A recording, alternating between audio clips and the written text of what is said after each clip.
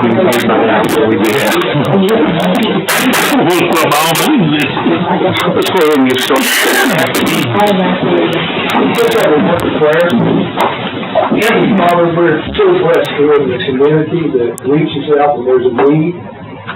We read all the places responding to our first responders and officers.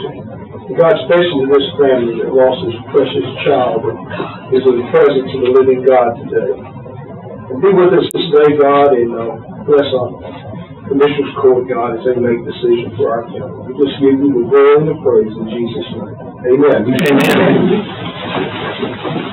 I pledge allegiance to the flag of the United States of America and to the republic for which it stands, one nation, under God, indivisible, with liberty and justice for all. Honor the Texas flag. I pledge allegiance to the Texas, one state, under God, one indivisible.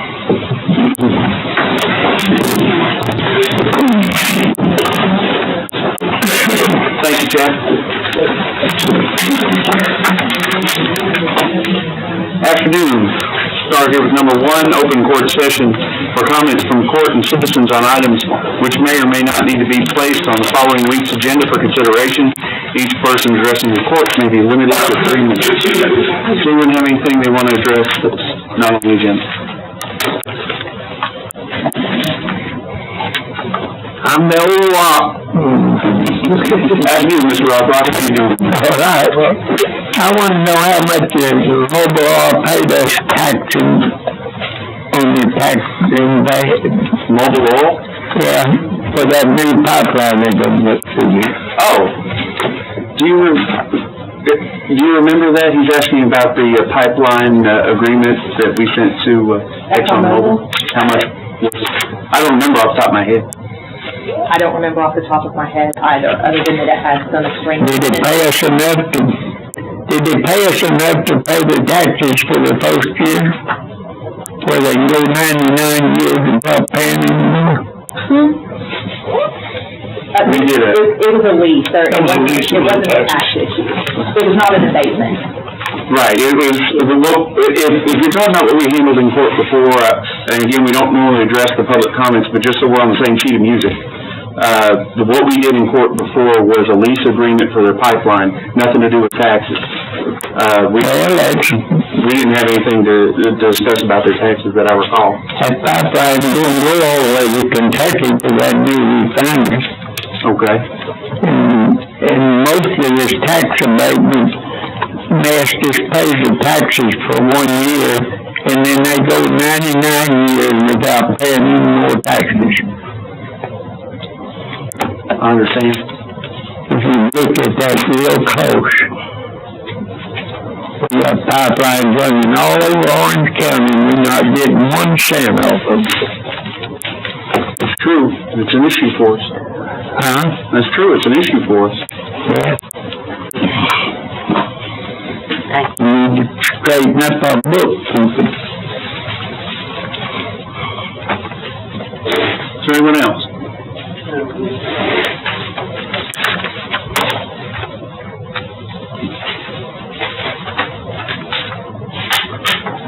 Good afternoon, Judge and Commissioners.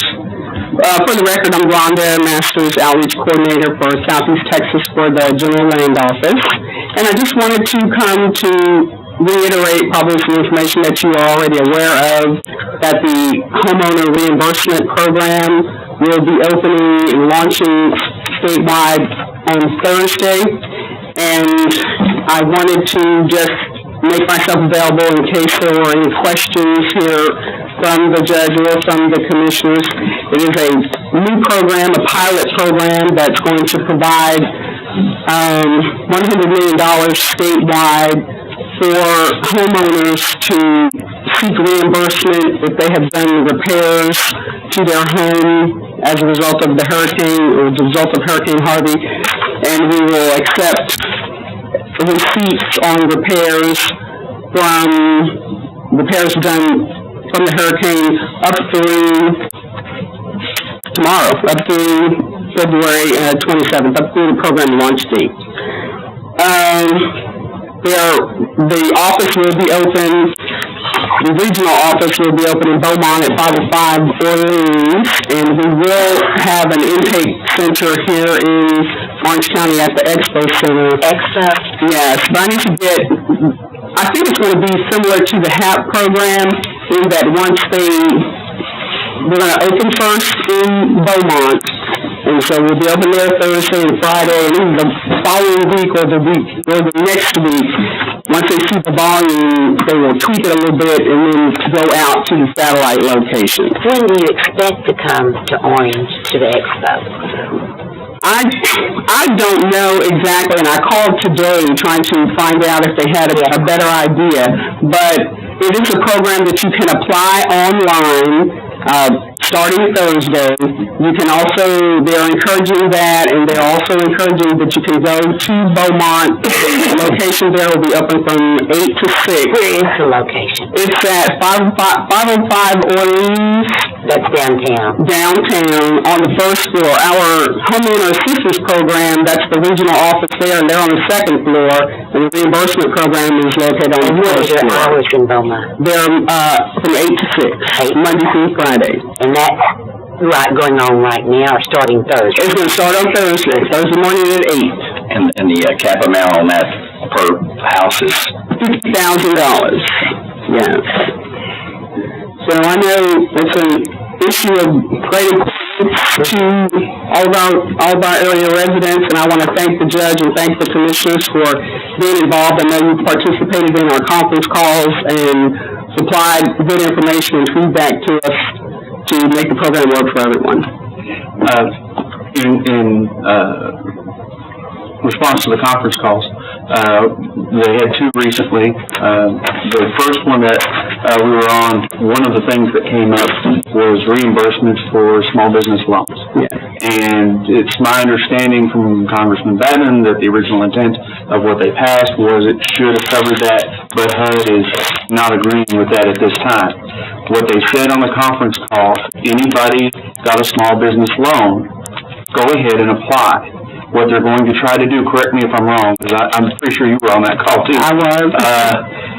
Go ahead and apply. They are going to attempt to get the waiver for that so that the small business loans will be covered. There's no guarantee that'll happen, but they're going to do their best to try to help us out with that. And I think that's a good thing. Otherwise, it covers loans dipping into your IRA, straight loans, dipping into your IRAs, Uncle Bob, whatever it is. Right. And I think that's going to be a good thing for us. I'll warn you right now. I think y'all go ahead and plan on we're going to need somebody. I've been telling them. I said, y'all don't know, but I guess they think they have to see it before, but We'll probably take a couple of somebody's and be able to keep them busy. and I want you to know, I will be monitoring that. I'll be checking in with Michelle over at the Expo Center, and I'll be looking at it and monitoring and giving that feedback back to the Austin headquarters and back to the vendor and letting them know so that we'll be able to provide the correct level of service to the residents. And I appreciate all that too. Thank you for all your help. Thank you. You too, Michelle. Anyone else? Good afternoon, Judge and Commissioners. I have an announcement that Orange County Disaster Rebuild is bringing Camp Noah back. I don't know if you guys remember last summer we were able to bring this camp down on behalf of the Rebuild Texas grant that was received from Camp Noah, and we were able to be one of those recipients of that camp last summer. Well, this year they're bringing back 2 camps in Orange, and those camps range between 15 to 20,000 per camp. And so, thanks to Rebuild Texas and their generosity, they gave the money to Camp Noah to bring these camps to the most affected areas. So our first camp is going to be next week. We're holding it in Vidor, First Baptist in Vidor off of Main. They've never done an after-school program before, so it's going to be an after-school program, and it will be starting Monday, the 4th through the 8th. We have 17 children that are registered to sign up, and we can take up to 50. So if you know of any of the constituents that have children that would be interested in participating in this camp, it's a free camp. They will have dinner and a snack, and it starts at 4 and it lasts till 7:30. They have a group that's coming in from Wisconsin that's actually going to, they're traveling here. It's a college student and a teacher 13 volunteers that are coming in to do this camp for our children. So we appreciate them. Camp NOAA is free of charge for our county, and it's free of charge for our children. It's to help build resiliency, and this camp comes in to help children deal with anxiety and different things that come with storms, any kind of natural disaster. So we're very fortunate. Just look them up on the internet. They have been all over the United States doing these camps. And so if you know any children, please encourage them to sign up. The link's on here on the form that I gave everyone today, so just please forward that to your constituents. So if do you have any questions? All right, thank you. Thank you. Anyone else? Commissioners? Just, got back from the Golden Triangle days, and we got to meet with some agencies that helped us out, I believe, and moving forward on a lot of things. And also, me and John just got back from Commissioner School, and, again, we got to meet with TxDOT. There's a new grant program coming out for some sidewalks. One of the areas I was looking at was at M.L. King, from West Orange Stark Elementary all the way up to Sykes Road. A lot of folks walking the road right there. It's really a dangerous situation, so I've contacted the City of Orange. They're going to take the lead on that since part of that is in their city limits. And I think it'll be a joint thing between Pinehurst, Pinehurst, Orange, and the county, because I think that we sorely need some sidewalks right there where someone gets hurt in that area. So just one of the contacts we made, got to see some equipment that maybe the county could use if we ever get any money. Especially on the mowers, on the ditch mowers, they got some boom mowers that really look good. Me and John got to look at some of those, and so overall, it's really good conference, even though it was in College Station, but it was still a very good conference. But the sidewalks that you were talking about, for my own edification, is that something that only municipalities can take advantage of, or can counties? Counties can do as well. I think John's looking at the area as well, in Orangefield, and they've got a limited amount of money, but they just started the program as this conference started. So I made a phone call actually from College Station to kind of get the ball rolling. So hopefully first in to get money. And I think John was looking at the area on 105, if I recall. So yes, so definitely. Commissioner Meekin? Orange County, it was Golden Triangle Days this year, and it was a very good time for us to talk to other people in the Golden Triangle about what's going on with them and what's going on with us, and make contacts and meet people. And I have dealt with TxDOT now, and I've already gotten some things done from that. So that was a plus. Same thing, Golden Triangle Days is a good opportunity for us to sit down with our representatives, sit down with the folks that run these departments, and get to have time. Matter of fact, one of the ones we sat down with, as soon as we sat with them, told us how important it is that we take the time to come up here and see them, because when you sit with them, you get to sit with their whole committee. They're people that do the job, not just them, because if they come out here, it's usually a really quick visit. So, but one of those meetings was with the Texas Water Development Board, and, because Orangefield water supply is a very, they're strapped pretty tight with what they can do, because they're experiencing the majority of the growth right now. So we went and met with the Water Board about some opportunities of just different ways of financing to help them expand and help them grow, because a lot of our growth is going out in the Orangefield area. So we're working with them now to get them in touch, or to get them to get their applications filled out so that they can do some stuff with because Orangefield is definitely growing, and it's outgrowing their sewer and water that they have currently. So we're trying to help them get some stuff. Kind of has the same problem. That same thing. And so, when you sit down with those folks, you get to ask those questions, and they get to show you the stuff that you can do. But also on the TxDOT issue with the thing, actually, mine was in front of the Orangefield schools, the sidewalks there, and expanding the sidewalks that they have. Johnny was right. They said that grant process opened the day we were at the conference, so I called Dr. Patterson right there. He got his grant administrator on the phone. They actually got in touch with them. They actually filled their grant out the very first day it was available to get some sidewalks put in front of the rest of the way in front of the Orangefield schools and stuff, because a lot of those kids walk up and down those those areas right there, and it's Highway 105. Everybody knows it's a highly traveled road. So just some of the needs, and we've got some money available, and we want to use it. And so we're gonna see if we can't get that. But just good meetings all around. You get good information when you go to that stuff. Just want to reiterate what they said about the Golden Triangle Days. I found it very useful. Speaking on the sidewalks, on the Baton City Council meeting Thursday night, they already got it on their agenda to move steps to sidewalks, possibly down Orange Street, and it works out in the high school. I'd like to recognize Miss Lisa over there wearing her A&M colors, keeping in line with the A&M thing going on here. She said she was going to kill me if I did that. And that's all I have, Judge. Okay. No witnesses. We're going to go ahead and move on then to number 2. If nobody else has anything. Discussion and possible action regarding approval of a proclamation recognizing Intellectual and Developmental Disabilities Awareness Month in March.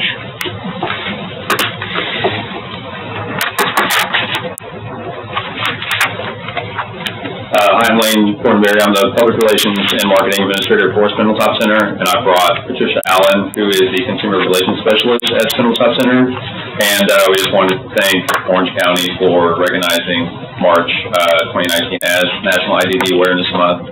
I do have the proclamation here if you guys would like me to read it. Please. So whereas intellectual and developmental disabilities cause significant limitations both in intellectual functioning and in adaptive behavior, which covers many everyday social and practical skills, and originates before the age of 18.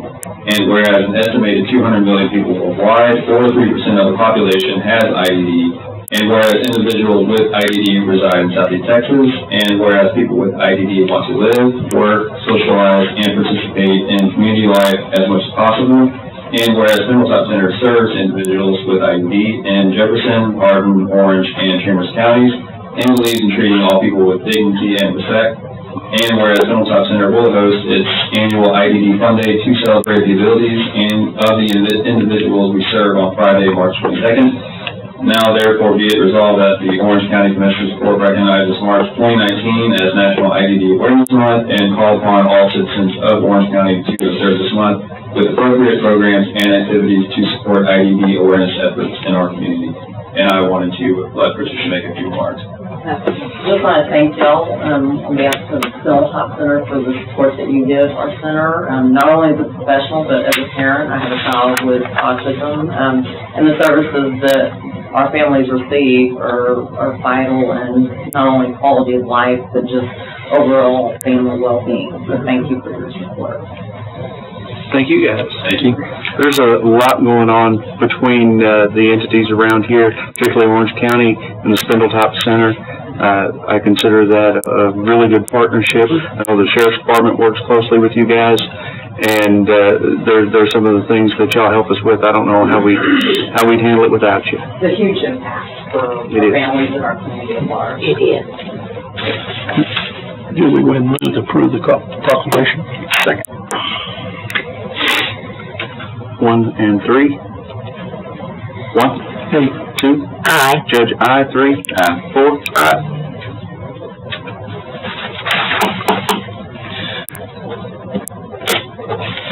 That was one of the things, that when we were at our conference last week that they discussed, one of the speakers was with the mental health and the stability in Texas. And, it was kind of an eye-opening whenever you see how many beds that used to be provided in the state of Texas 20 years ago to how many beds and stuff are provided for that kind of activities these days, and how much it's decreased and how much funding it's more on the local funding efforts now than it ever has been. And it was, but I do know that they were talking about, the reason they were talking was that they were trying to work at state level to put funding back into that, That's what which we need. And the bright side is they're looking to add bids finally, you know, so.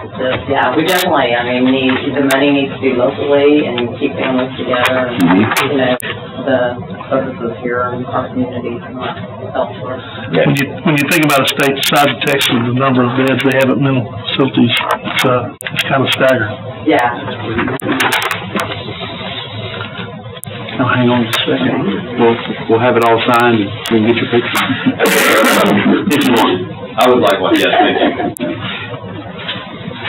Do we ever really let them have a choice if they take a picture? We always kind of just tell them to take a picture. It's sort of kind of a choice. I just ask you, don't run off with it. Take it down so we can get a copy. I've let a few escape and we had to run down the parking lot. Yeah.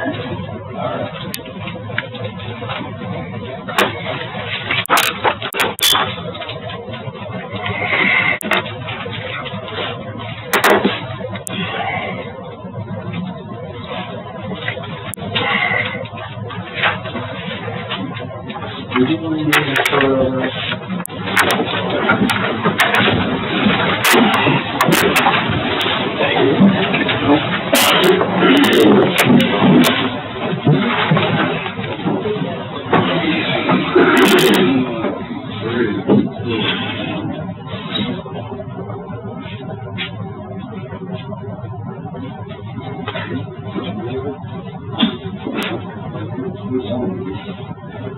just got to get around.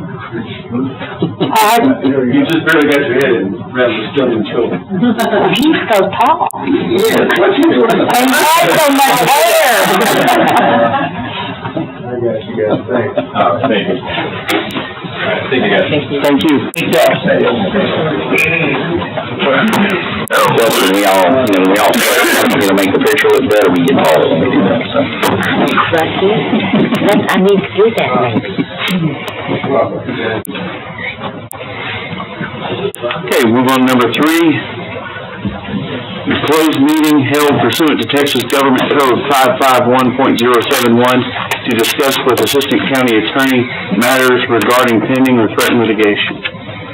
Judge, I would ask this court to be clear, save and except for myself, Sheriff Merritt, and our outside legal counsel, Larry Sims. And no records. So be it. Closed session at 1:53. No, they didn't. But they didn't bring anything. We'll come back into open session at 2:31.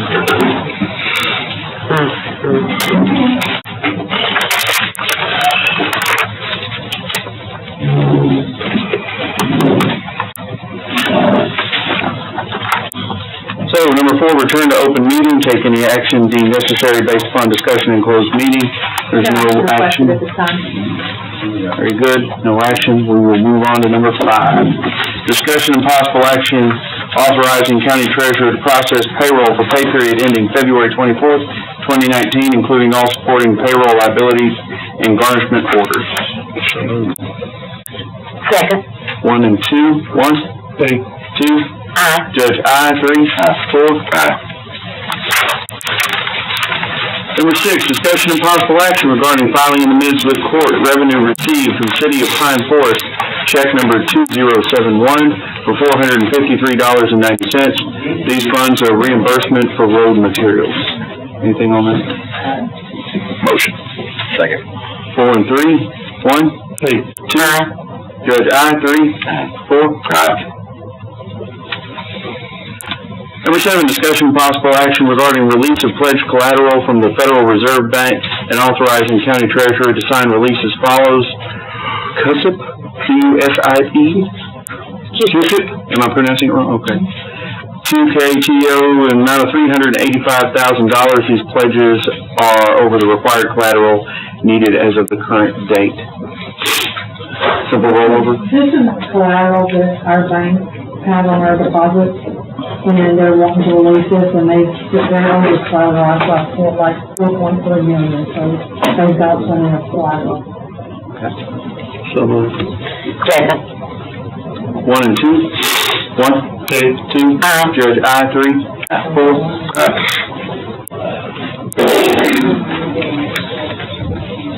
Number 8, discussion and possible action regarding payment of bills approved by the county auditor as per attest of listings and also specifically as follows.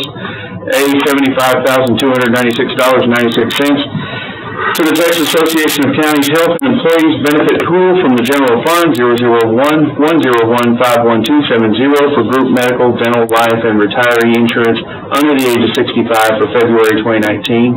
And B, $74,554.12 the United Healthcare Insurance Company from the General Fund 001-101-51270 for retiree group insurance for 65 years of age and older for the month of March 2019. Lisa, is there more? Yes, sir. I have a scheduled bills by funding department. Fund 1, which is general fund, $420,908.80.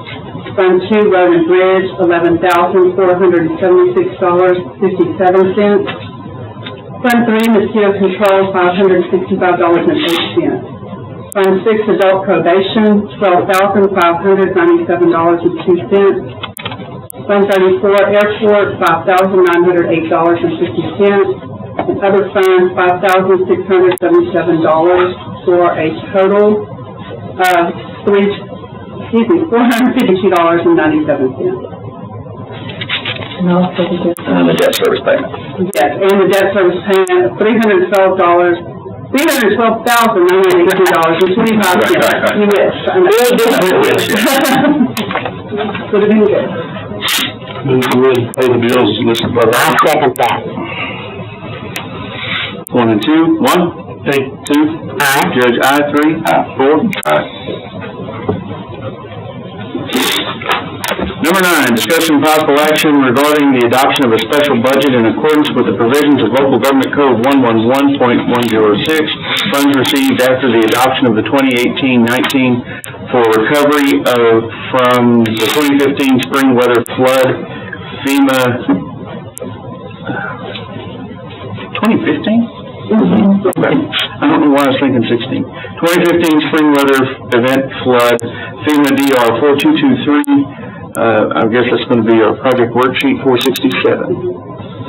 Total revenue in account number 03600044450, FEMA special budget revenues in the amount of $109,893. Expenditure 036-987-57530, street improvements and repairs, also in the amount of $109,893. Wait just a second, I want to ask a question. Is Clark, there's Clark behind the ball. Clark, and we're very familiar with it on Lynn Road in Mauriceville. That FEMA came out and marked some areas. Y'all went with them. Y'all marked it, but I think the FEMA somebody was with y'all. Right. We marked, roads for damage Yeah. for, FEMA to come look at. Okay. This is, actually on Florida Branch Road, this particular item, some sheet pile repair. And it's for the 2015 flood. Right. So this doesn't count into that. No. I was wishing. Well, we're still, haven't given us the results yet from that Okay, inspection. thank you so We got much. 2016 to go before we get to this. Thank you. Nay. Somebody made a motion. Who made I made a motion. 3 and 4, 1, Okay. 2, Aye. Judge, aye, 3, 4.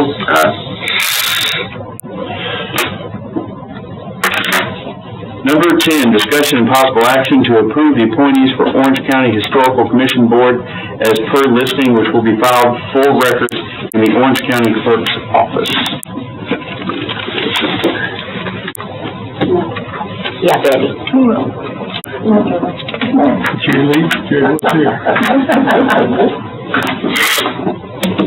Good afternoon. We were more, but some had to leave, so beg your pardon for that.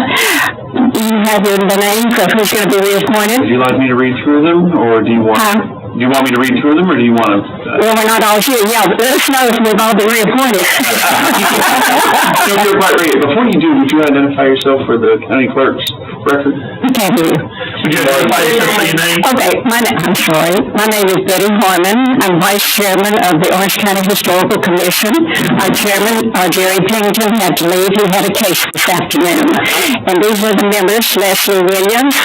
She is a member for the last 7 years, taking the place of her mother and her father, Dr. Williams. And this is Charlotte Chason, and she is a new member of our board. It's so appointed. Okay. The list of membership includes Jerry Pennington, Chairman, Betty Harmon, Vice Chairman, Nancy Pivito, Karen Maddow, am I saying that right? Maddox. Okay.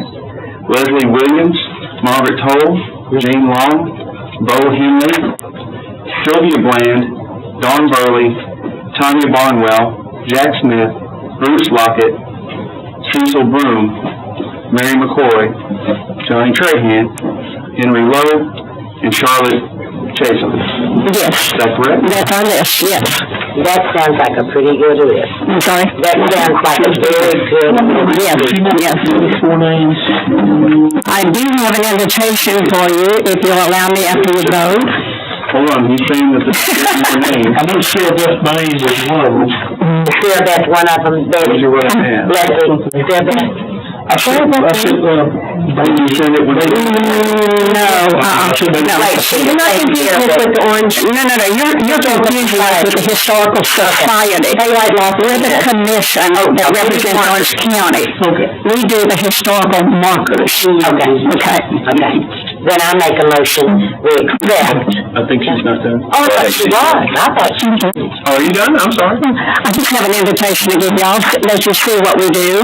I may as well go ahead and say what it is. The historical marker dedication for the train depot will be March the 7th at 5 o'clock in the afternoon till 7. Our sign has come in. The reason we do the study on these signs, and we have to approve the writing and what's on it, and it comes through, sometimes it's a year and a half, and that's what it's been on the depot.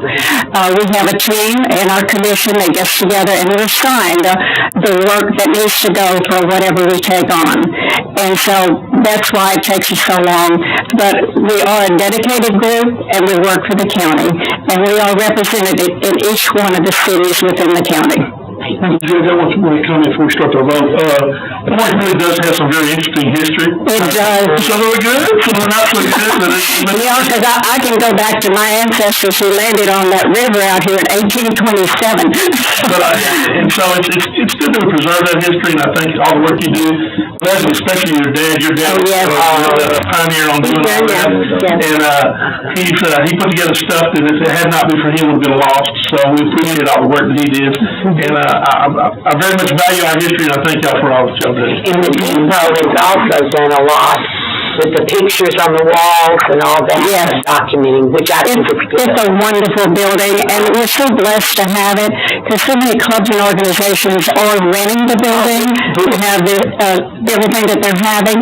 The only reason we had planned to have it exactly as a museum when it opened, but because of funding and finances to bring forth all the stuff, we started charging $100 for a party or an activity or something to have it there.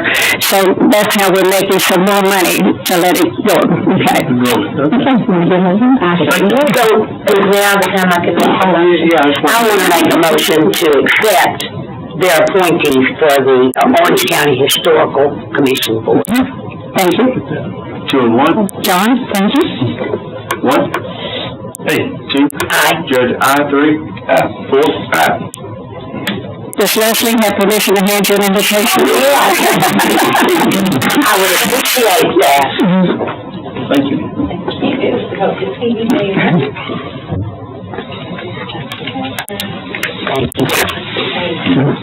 Thank you, Bill. And Margaret has you. Thank you very much. Thank you. Thanks again. Number 11, discussion and possible action authorizing Teresa Beeson, Commissioner Precinct 2, to go over the travel policy hotel rate of $175 per night and be reimbursed $239 plus tax per night for the 2-night stay in Austin, Texas on February 11th, 2019 and February 12th, 2019. Well, I'd like to say something. Is that okay? Yeah, you can. I was going to make a motion. I think you all have listened to us say Golden Triangle Days was a very important time for us to be there. And I wasn't even really, I knew we always had it because I always went with the council, but I didn't know when it was until someone called me about a week before and told me. And when you go to these that I've been to for years, you stay at a block hotel group. And I've been thankful for her to being able to get me a reservation from a cancellation. But it didn't the price didn't change. We were getting this block price for everybody that was there. And the shuttle bus worked from there, took us back and forth to the Capitol, took us to meetings, took us to an event at night, and so it's all right. It's there, and that's where you stay when you go to one of these things. So, as far as the way this reads, that to be reimbursed $239, it was about $50 and difference in what but you don't stay at a Holiday Inn or something. Well, and I'll add that, you know, we have actually looked at doing some form of action on our hotel rates, because this just affects us. We have a lot of our people that go to training and go to stuff. It's always particularly a place that's usually higher than what you're going to do, and it doesn't do any good to stay 10 miles away or 20 miles away to get a cheaper room anyway, and it's just, and this amount has been in place for a long time, and it just isn't with the current rate. So we probably at some point need to make that move, because ours, the rest of us that went will be on the agenda for next week, because I don't think we can add it in as an amendment to this one, since it named you specifically, I think, right, Denise? Can we move this to all four commissioners, or does it? We got to put ours in for next week. It's all the same thing. Just to authorize it, yes. I don't see why not. I do want to add one thing about mine. I did get a ride there with somebody from the city of Orange, and I got a ride home, oh dear Lord, Benini, with someone, with somebody from the port. So, no money was, I saved the county money on, and our food was almost all taken care of except that one night, so. Yeah, I mean, I think it's for sure something we need to look into for, that affects everybody, and we need to, Everybody's gonna be over by the exact same amount? Yes, ma'am. We all stay the same place? Yeah. Now, and look, and I know, I'm familiar with my island, I'm kind of starting to enjoy the palm tree. But I'll just say this, that, there is nothing wrong with going and meeting and talking about the issues here. I do think we need to look at doing it a little bit differently. I like to be able to have the forum here to be able to handle our business. If we do go over, and the hotel rate that we talked about is $175 a night, most of the trips, I think, it very rarely comes up that we go over, or the employees for that matter. Austin, you do, I do. Every time, and we bring it Don't with Austin, all I'm saying is we very rarely go over the rate. So, I would hate to adjust it just for, one place in Texas that apparently likes to, I don't want to say overcharge, but they're very expensive. But this isn't about the rate per night, this is about the rate per total. So do we need to put the total in this? Because the total in this would be... Just the per night. Per night. Right, but the total amount that would be funded would be, if I'm not mistaken, $512? 4 people, 2 nights, $64 over. Yeah, I wouldn't really write them up until you actually have the bills turned in. I'm just trying to figure out about Well, I'm saying for us to approve this, to be able to amend it, we have to move it, we're just approving the per night adjustment to the $239. Right, this isn't actually authorizing the payment yet, this is just approving a variation, a variation in the policy itself. Actually, we've done this multiple times. And all I'm saying is, just for transparency's sake, I'm just trying to do the math. So, 500, I'm asking you, But your math, you don't know if Johnny's gonna turn his in, you don't know if John's gonna turn his in, you don't know if I'm gonna turn mine in. I don't, and that's one of the things I'm asking. Of course, he actually just said on the record that I'm talking about it. they'll turn their thing, so I mean, we can get that answer, I'm just trying to be transparent with it. Well, and that's the thing, You're not gonna be able this to came have up it before. plus tax, so you're not gonna have an exact dollar amount anyway. I understand that, but I didn't want folks to think, well, it's just, the total, I know we can't get with the tax, but we can get in the ballpark, so people know what we're talking about. That's all I was thinking. You're welcome to multiply 239 times 8 and say up to that amount. Well, it wouldn't be all of that, because 175 is covered. It's only the difference, the $64. So that's all I was doing. But that's what I'm saying, and I think that's why we brought it up in the past, is what do we, look, I don't have a problem, I don't think any of us do, of course, it's not even on the discussion today about changing the rate as a permanent policy. No, it's not. It's just about changing this deal, I'm just saying in the future, we probably need to look at it, but every time we bring it up that we're gonna go over, someone in our employment goes over because they went to a conference and we're gonna make a big deal out of it, then I just assume change the policy, so it doesn't have to be a big deal every time.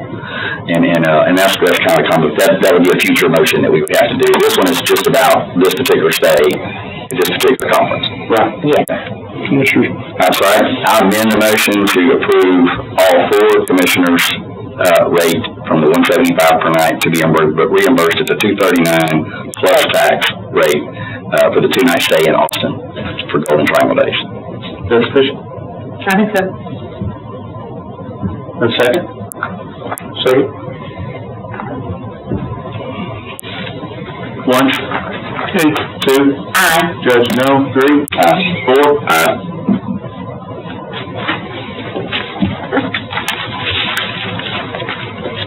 12, discussion and possible action regarding the acceptance of Constable Precinct 4's racial profiling exemption and acknowledge the filing of the same with the Texas Commission on Law Enforcement. This is similar to the two that was from last week.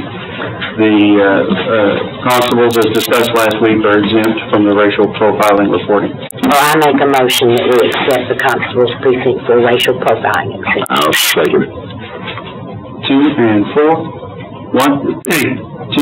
Aye. Judge, aye. 3. Aye. 4. Aye. Number 13, discussion and possible action to accept the National Park Service grant that Orange County has been awarded. The National Park Service announced that Orange County has been selected to receive assistance from the National Park Service Rivers Trails Conservation Assistance Program. NPS staff will assist Orange County with their efforts to improve county park properties, including Claiborne West Park. The Orange County project is one of 7 new projects accepted by the NPS in Texas this year. This will be at no cost to the county. Do you have any questions? We're really excited about this. This is something that we had put in motion probably over a year or so ago. Put in the application. Commissioner Trina and I were at a conference at Lamar, and they were there talking about these wonderful grants that they've done to other places around the different states. And so we were excited about it, and so we applied, and so we were very fortunate to be one of the 7. What kind of plans do you have? Does this include the bathrooms and the pavilions at all? So this is only going to, so we have a section 428 with FEMA that we've talked about before in Commissioner's Court, so that won't interfere with that. So that we'll do FEMA first, but basically what they do, they come in, and it's kind of the vision of what the community wants to see. And so their goal is to come in and kind of do a collaboration of getting all the partners that want to have a say and kind of saying what is their vision for the park, and they actually go out and try to do an action master plan, and so we can figure out a way to, I guess, fund it. But also with their endorsement, they will actually go out and help us find grants we can write, to get funds for. Yeah, we had a meeting following that, Trina and all of us with them, and they were very helpful in looking at what they basically do is they help you plan. And then when they come up with a plan, they basically help you with funding avenues and give you some direction to chase that, because they work with it all the time. Well, the day we talked on the phone with them, they were very positive. Yeah. Very positive. And he was gonna come down here. They're very excited. They, this area is very, especially Claiborne Park has a lot of nature, and so they want to protect. And so there's a lot of ideas they will bring to the table, a lot of ideas that we can bring to the table, and kind of seeing if it will work. And so their goal is to come in. It's not only Claiborne, it's for Bluebirds and Bailey's. And so it's not that it's going to benefit all of Orange County. So we're really excited. So hopefully with their endorsement, it brings a lot to the table. So they're very nationally known in the state of Texas or in our state. And so as long as we have the seal in and their endorsements, being down here and doing this action plan, I feel very confident that we're going to see And something. at one time, Claiborne Park was listed as one of the top 10 parks in the state of Texas. And I think we're gonna get back up there. Johnny and I and you and Sabrina, we're gonna take a tour with Johnny as the chauffeur in his beer machine. We're gonna go out there and do some more exploring. We wanna look at, one thing, of course, we wanna look at is the pedestrian bridge and see what we can do with that. And there's a lot of things that park can become, Sabrina and her staff has really worked hard out there, so, I would just facilitated the grant writing part, but Sabrina and all of us have, we've been honored that You just facilitated the grant writing. The money, Jim, for his part. They've worked really hard, out there. People have worked hard, but it's not to reduce the amount that you did. You did a lot of great work. Yes, we appreciate that. Thank you. So when we go, Don't get invited? Field trip? Okay, good. So, I mean, this is just to, bring it, so we have to give the acceptance from Commissioners Court, to move forward with the grant. So moved. Second? Let me second. Okay, thank you. Okay, 1 and 2, 1, Peg 2. Aye. Judge, aye, 3, 4, 14, discussion and possible action on approving that a new permanent building be built on the vacant land adjacent to the Orange County Convention and Expo Center located at 11475 FM 1442, Orange, Texas, to relocate the Vidor Sheriff Substation that was damaged as a result of Hurricane Harvey.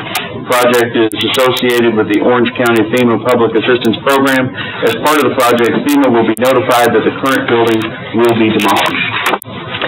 Judge, Commissioners, this was discussed and talked about several times over the last several months about doing this, and this is coming to the court to get you guys' approval and ladies' approval to move forward with that project. We don't have hard numbers or anything like that at this point. We don't know exactly what FEMA's going to reimburse us for yet or not. So, I remember the past couple especially, there was a lot of conversation about one of adjacent to one of the Vidor elementaries or something. Did that just not happen? So that area flooded as well during Harvey, and that never came to fruition, I guess, as far as actually taking place. And where the old one is located also flooded and floods on a regular basis. Sheriff, that was the reason for relocation of your Vidor substation. That's good with you and everything too. I mean, I know it's got to work with you on that, so. Okay. 911 is also very interested in this project as well, because it will also, the plans are anyway for it to house the dispatch area, which currently sits at the sheriff's office on the river. So if we get hit with a major storm and a storm surge, we could be out of communication. That's right. So Sheriff, you move the dispatchers out, you'll move them out to this location? Is that Only, That's part of the original plan that we do plan on coming back to y'all at a later date, once we formalize a bunch of the plans and drawings to present, what we would like to have. okay? There's other benefits to it as well. We discussed with Nancy Beward about this. Part of that with dispatch falls under mitigation. It protects the dispatchers in the event of a storm. They're in a much more protected area there. They're also more centrally located for the county. I believe that there's other communications that are also happy about looking at us going there from Southeast Texas Regional Planning.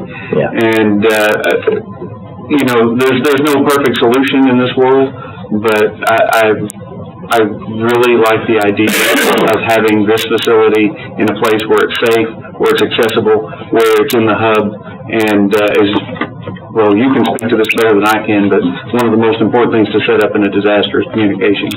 And we'll already have that handled if we can work that into this. So it's a plus for a lot of things. Yeah, and we had a meeting today at Regional Planning, not about this, but afterwards, a sidebar meeting that came up with the 911 folks, and they were asking how that was going. They're very interested in possibly even kicking some funds in to help that happen. You know, the BMP discussed that last week, so good. And it kind of kicks off or starts with more centrally located services that I'd like to see the county in the future continue. Actually, I'm glad you brought that up, because it does something else as well that, and a lot of these things are in the sky right now. It'll depend on what kind of funding we can receive. But one of the things we can do is expand that office to allow for representatives from the cities during an event to liaison with us on site right there. And if, God forbid, something happens and say Vidor's dispatch goes down, they have an alternate location where they can work from. And the sheriff kind of gave us a rundown on that. That's a huge plus in our area, because Mother Nature likes to smack us around every now and then. Yeah. Just a little bit. She's doing that. She's on the Second. 3 and 4. 1. Hey, 2. Aye. Judge, aye. 3. 4. Aye. And you're still up. 13, discussion and possible action on approving a new permanent modular building to be built on the vacant county property at 165 East Railroad, Vidor, Texas 77662, to relocate, I think that's supposed to be to relocate, it says relocated, the activities previously conducted at the Vidor WIC that was damaged as a result of Hurricane Harvey. This project is associated with the Orange County FEMA Public Assistance Program. As part of this project, FEMA will be notified that the current building will be demolished. Bless you. Judge, Commissioners, this is the WIC building that we had discussed, and earlier we had discussed a temporary building on site, but that's at this point that's cost prohibitive. It's a little cheaper in the long run for us to go ahead and rebuild that, and again, that was located in a flooded area that continues to flood, and this will pull it out of that area and be more centrally localized for the western part of the county. That's over there at the tax office. Yes, sir. Yeah. Yeah, I know that there's some services we need extremely bad on our side. I've been contacted many times over that. If we approve this, when do you think that might happen? I think that part's gonna happen fairly quickly, because there's none of our construction involved with that. The utilities are already in place from the previous building that was there, so that should happen, pretty soon. Do we have to build an elevated pad for it or anything like that, Joe?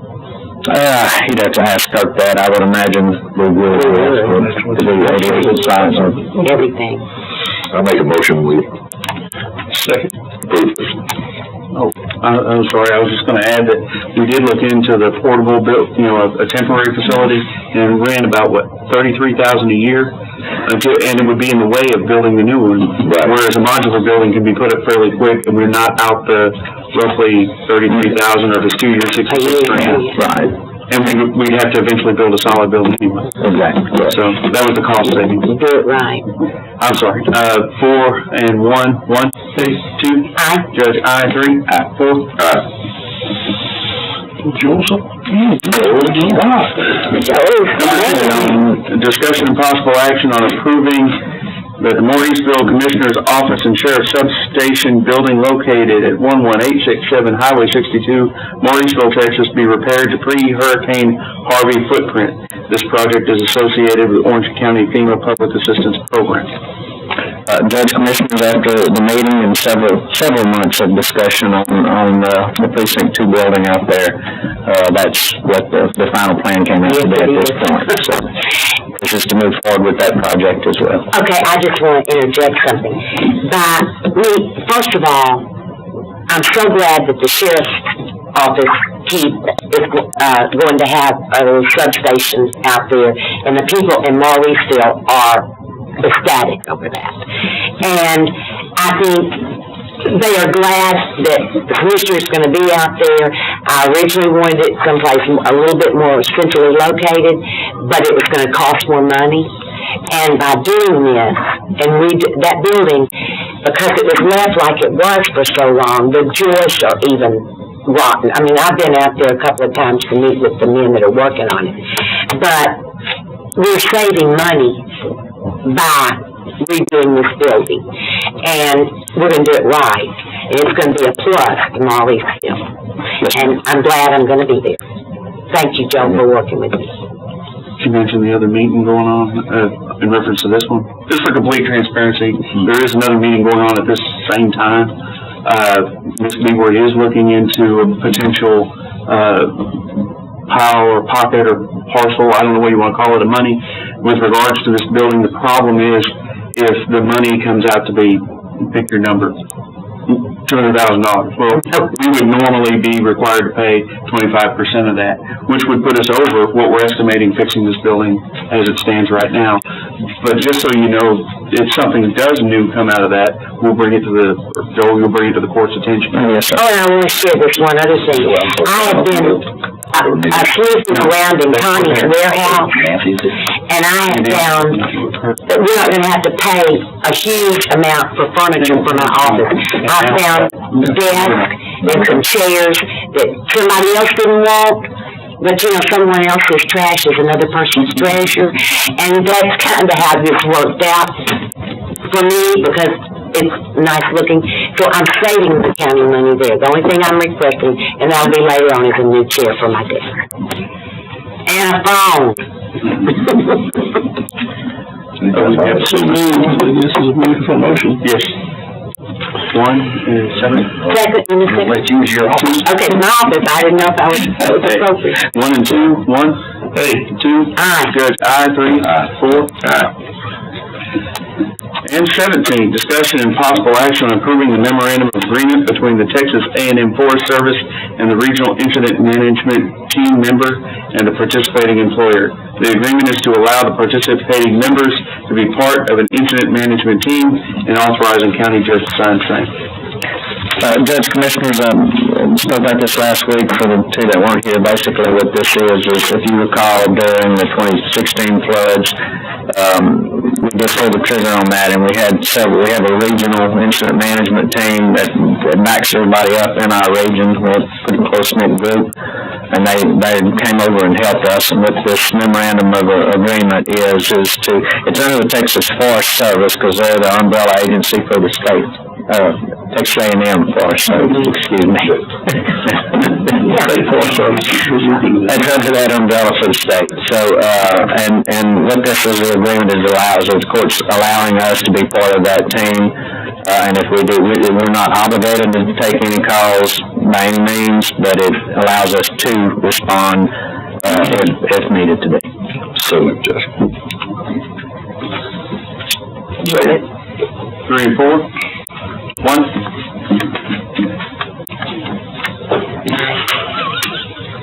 Hey. 2. Aye. Judge, aye. 3. 4. Thank you, gentlemen. Thank you. Number 18, discussion and possible action authorizing county judge to sign a contract renewal between Orange County and CMA Technology Solutions for support of the IBM iSeries hardware and software maintenance. Judge, Commissioners, this is, just a yearly maintenance renewal that we do for our AS400. We actually are in the process of getting our new AS400, but we have to continue the maintenance on this until we get that in place, and that probably won't be until April or May.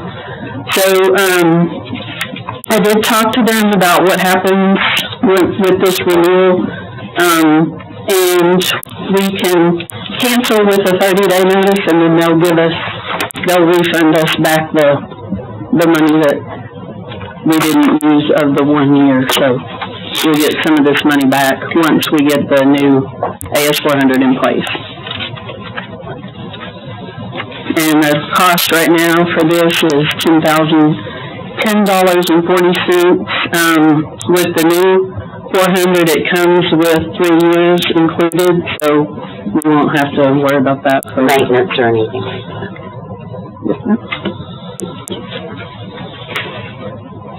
Okay. So we Second. 1 and 3. 1. 2. Aye. Judge, aye. 3. 4. Thanks. This one right here.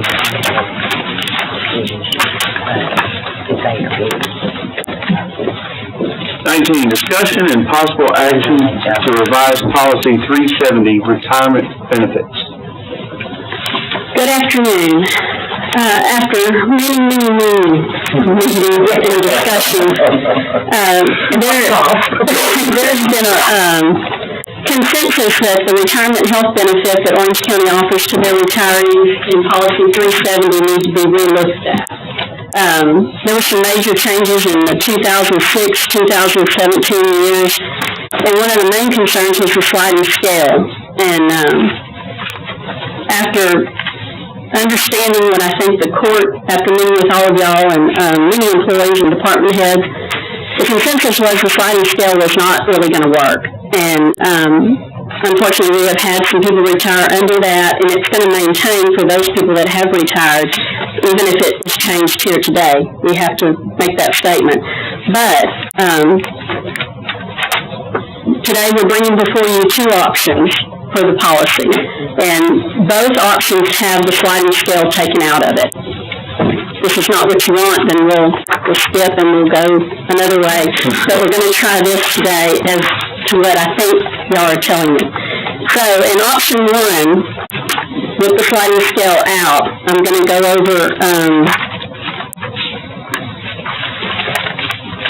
the main change would be for any employee that was hired before October 1 of 2017.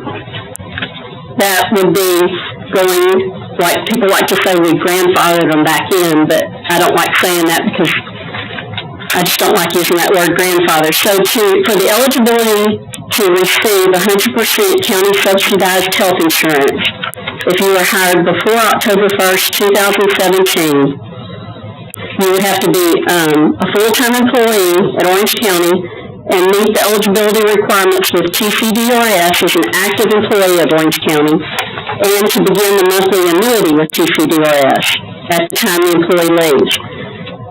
Also, you would have to have 8 years of continuous full-time service with Orange County. Now, this would reflect in both of the options.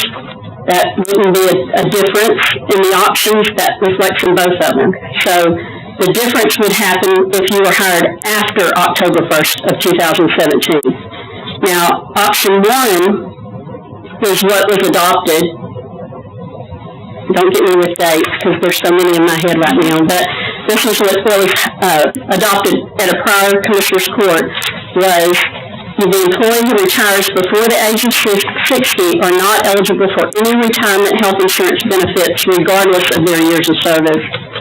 The employee who retires between the ages of 60 and 64 with a minimum of 80 points calculated as age plus years of service shall be eligible for 100% county subsidized health insurance until they reach age 65. And once the retiree reaches the age of 65, they would receive no further county subsidized health insurance. If the employee who retires after the age of 65, they would not be eligible for any health insurance at all. Except Medicare. Right.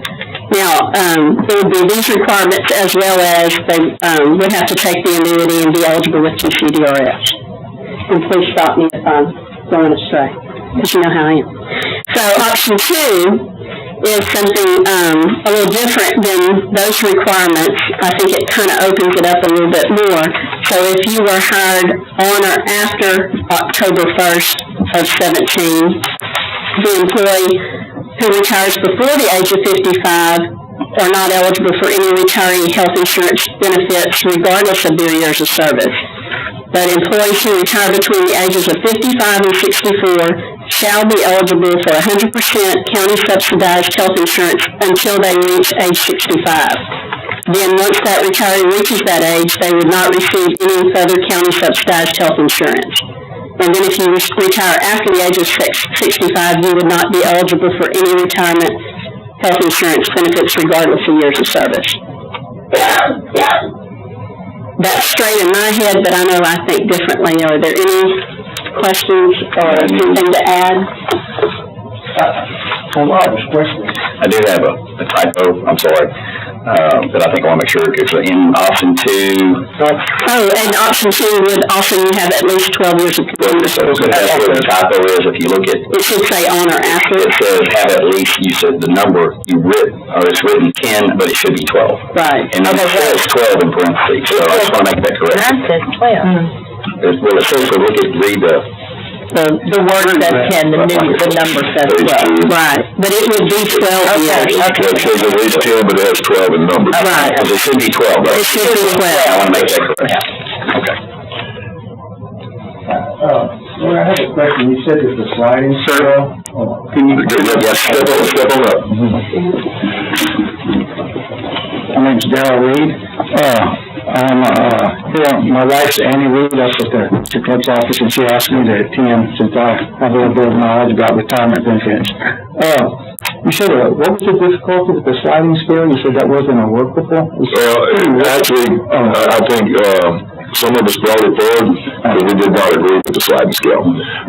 Commitments were made to long-time employees that we thought, we thought needed to be addressed. And, the whole conversation started with, let's pull the sliding scale out. Because sliding scale is pretty typical, and It is, and it can be worked. It's just a matter that we I personally, I can speak for myself, did not feel like that was a commitment was being filled. And for the employees that were hired previous to 10/1/17, we wanted to pull the sliding scale and. Yeah, I'm just saying, as you said, it wasn't working with that. And I think that we want to make sure that we're trying to give the best option to our employees so that we can retain employees. We want to be able to have the option. I totally agree with it. That's why we're trying to make the change. I understand, as you said, because most of the ones I've seen is at 50, you get, depending on years of service, but you can't retire prior to 50, it's only an age limit. Yeah. And it scales from 50 to 20 years as well. You have to have 10 years of service, but you can't go before 50. I think Larry's probably gonna shoot you because we've shown so many ideas. Yeah, what's very typical of sliding scales is typically you have a minimum age at which you can retire, which is 50. Right. And then you have to have 10 years of service as a minimum. At 20 years, it goes from 50 to 100 on a 5-year per year sliding scale. So that's what we started with. All I'm saying is, all I'm saying is it's not a workable system. No, And I think that was my quote, and I will say this, my consensus with the meeting was, it wasn't working for our employees.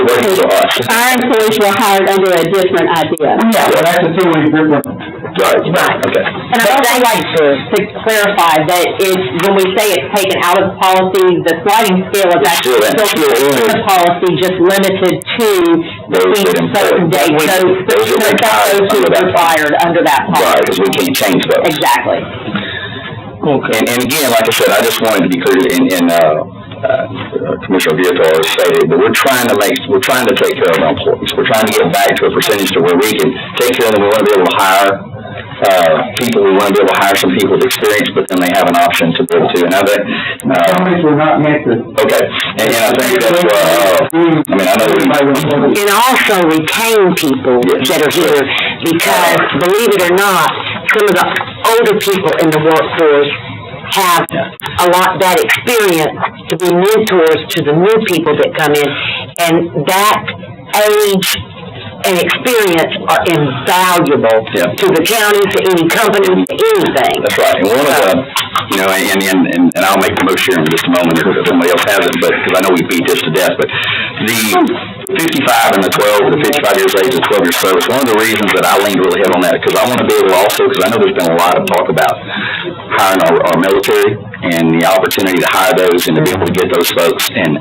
this allows us to be able to do that and them have a second career choice, and we get some experience there and be able to help our military veterans out. And I think that's important for not only us, but everybody that's hiring out there today ought to be looking at that. And that's one of the reasons that we came to that number. I came to that number. And so that all being said, of course, while we all 100% agreed on the sliding scale, we felt like that was a commitment that we would like to fulfill to our employees that have been here a long time. That's where we split. The employees hired after 10/1/17, the policy is in effect, and that is necessarily placed there to address an unfunded debt that we all know we have. And that's where the consensus kind of went all kind of directions, and we had some long discussions. Commissioner Goldie, I'm sure, is going to be in favor of the option 2, which changes the employees after 10/1/17. My concern is making another commitment that we may or may not be able to fulfill down the road by opening that up and increasing that unfunded debt.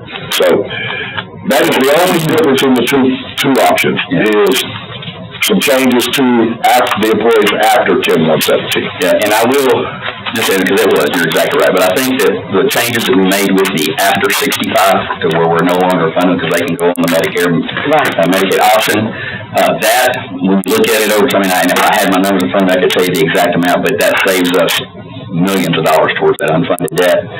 It's just going to take us a while to get there, but I think it's a fair option to maintain the people that we have and the promises that we made, and try to fulfill those as best possible with that, and cut the bleeding at the end. And I think that 65 does that. It saves us a lot of money, and that's the reason that I'm still pretty comfortable with that fact. So. Yeah, that in addition to starting at 55, which beforehand they could have started much younger than that, so that also is another area on the front end that saves us money. That's right, yeah, because before they could retire with, at a much earlier age, and we carried them on longer. The 55, I think, is a good compromise to get us there. And I guess me being the only one up here on Medicare, I'll admit it, I'm proud of it, but I was in school business before, and we were on TRS.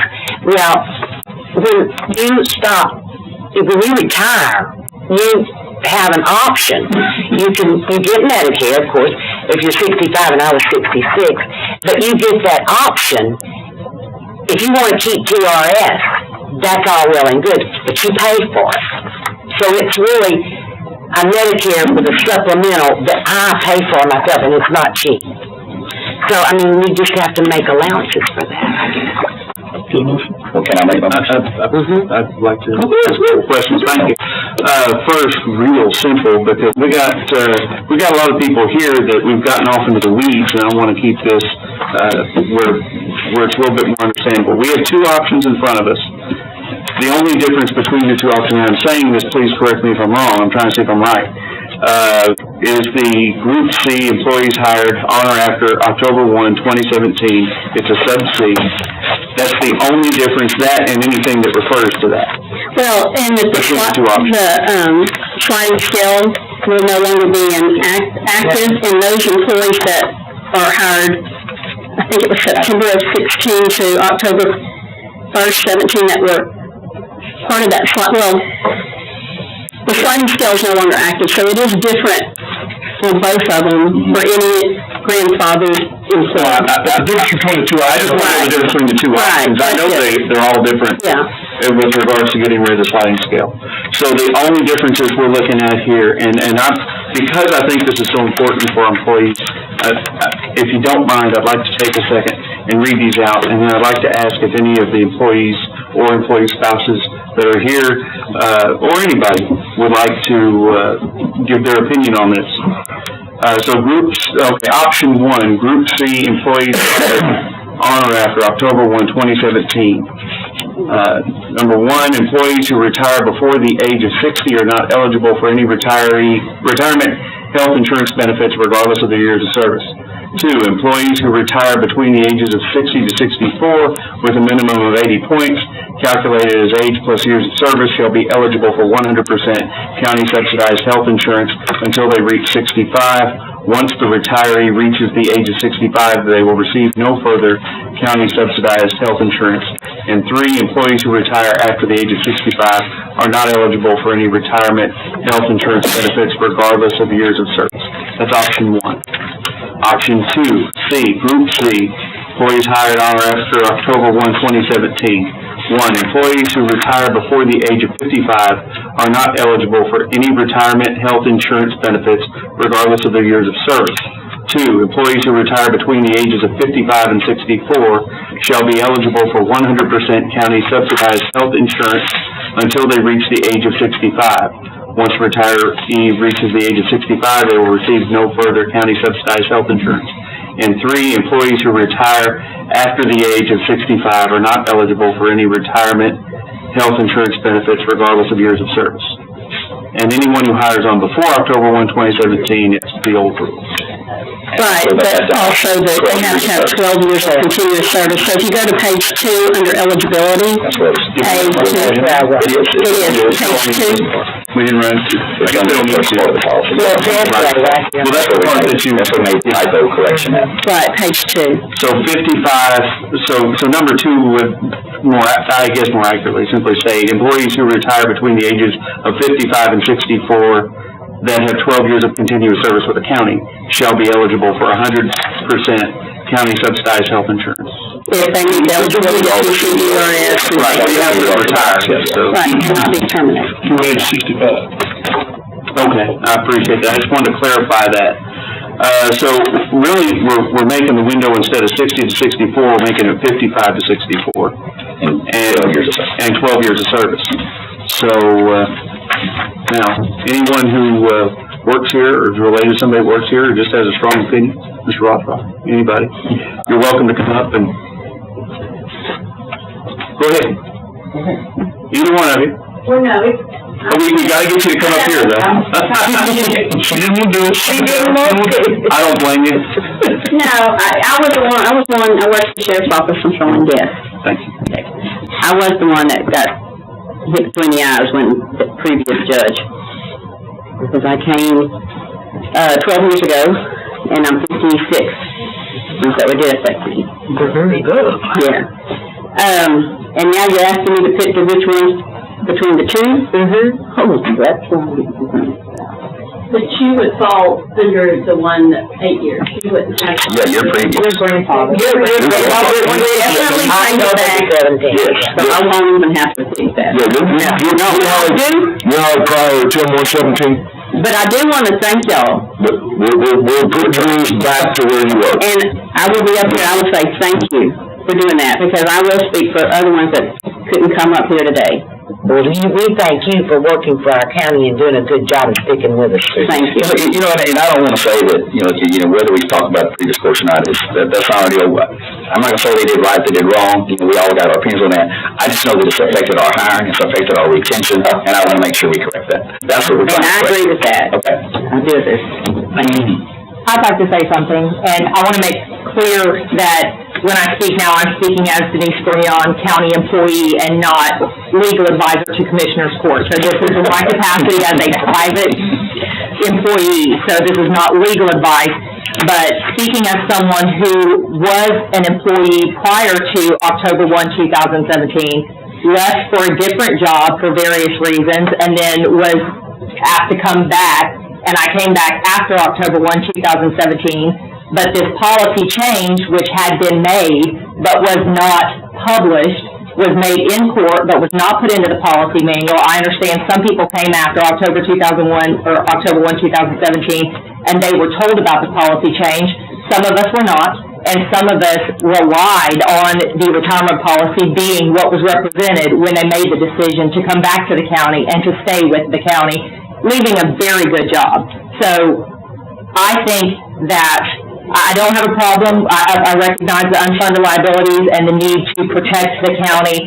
I am speaking out in favor of policy number 2 because a lot of discussion is being said about honoring commitments, and whether it was a faulty commitment, a commitment was made. I detrimentally relied on the policy being something and making a decision to leave a job that I love to come back to another job that I do love, but this was part of it. So I think that policy 2 is a fair compromise to those of us who came back and just didn't know any better because the policy didn't make it into the manual. Thank you for your personal opinion. If you give me 1 second, I'm going to let you talk, but I have to say something about that. Maybe it's because she's an attorney by trade that she's not afraid to speak up in public, but I want to encourage any county employees when we talk about county issues to speak up exactly that way. I firmly believe, and I may be on my island, but I firmly believe, and I think everybody up here believes, we serve the people of this county, whether they happen to work for the county or not. And that's our job. So it's a whole lot easier to do that and to make decisions that are helpful. We've got to keep the money in mind, but it's a lot easier to do that when we know what you're thinking and we know what you're feeling. I would like to encourage people to step up to that podium, tell us who you are, and tell us what you think. We're not going to take your birthday away from you or nothing. You are welcome to speak anytime you want. And it's a lot easier for me, I don't know about everybody else, but it's a lot easier for me if I get that kind of input. Probably because I'm a little slower than most, I don't know. Sorry, that's my soapbox. Come on up, sir. Nice hat. I agree with what she said as well. But, one of my questions is the continuous action. That was something that was put in before, where it was cumulative before, and the 12 years. Say again? When you said, 12 years of a continuous service, but prior it was a cumulative. If you go continuous, you're somewhat discriminatory towards women, because those are the people who tend to leave and come back, wait for childbearing, etc. So before it was consecutive, not continuous. I don't know, the new policy's gotten so changed so many times. I know for the older, employees, it's consecutive. more. It's always been continuous, even back here in Chelsea, from October 1st of 1999. Right. Yeah. Oh, you put on the 8 to 12. So again, that's the only issue I have is consecutive versus continuous, which is typically consecutive is more typical. That way, sometimes people leave for good reasons, and they're an invaluable employee, they're already trained, they have value to you, bringing them back, that may make a decision. Well, if I go back, I pick that up, and it's a benefit. It happened to me in my career, so I know it was a very positive going back to my previous employer. That's the only comment I have. I think what y'all done is great. On that piece. So, that was my comment. Thank you. Thank you. Sir, come on up. Say who you are and which road was I'm Amanda Flanagan. I haven't had to be here. That's a compliment to you guys. I have bigger fish to fry than to come down here and make sure that y'all don't want me here. My husband is 35 years Road and Bridge boy. Most of these talks affect him in any way, shape, or form. I'm glad she spoke, because I'm confused as well, and I just simply wanted to make sure that the people that fell in the gap of, we've been here, we paid our dues, years go by, and bam, pull the road, hit her in the face. So as long as, I don't know about age versus points and years, as long as those people are covered, that's all I'm interested in. Sounds like, I'm assuming with the scale, that fixed that problem? We're gonna eliminate anybody hired prior to 10/1/17 to fix that problem. Get them back to the policy they hired under. That's what it does. Yes, and that's what we're. I think most things that you guys pulled, personal opinion, that happened previously, is great. Can't be anything but great.